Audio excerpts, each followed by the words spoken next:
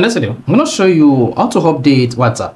So if you're using WhatsApp and you are not getting the latest update on your WhatsApp account, it is probably you are using the outdated version of the WhatsApp application. So here, you learn how to update your WhatsApp app to the latest version. So if I don't know this video, you found this video helpful and informative, please don't forget to like and subscribe.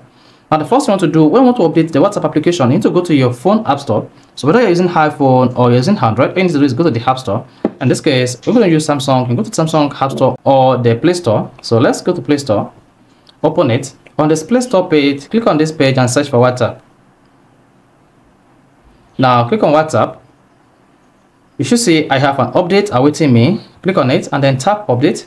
Once you click on the update button, this is going to download the latest WhatsApp update and then install it on your phone. Mark you, while updating this WhatsApp application, opened WhatsApp will be closed. So let's say I just open my WhatsApp account just like this.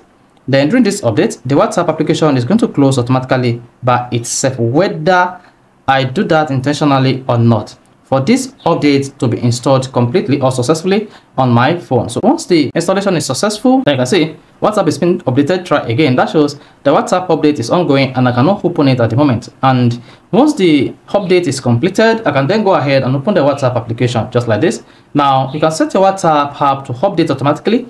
On Android, to update your WhatsApp application automatically, all you need to do is click on this profile icon and then come to settings. On the settings page, click on general. Under general, scroll down and you need to click on network preferences. Here, select auto update apps. Then, do you want to update this application over Wi-Fi or don't auto update? Then make sure you select auto update over Wi-Fi or mobile data. And once this is selected, your WhatsApp account will be updated whenever there is an update available for you. So this is how you can easily update WhatsApp on your device. If this is helpful and informative, please don't forget to like and subscribe.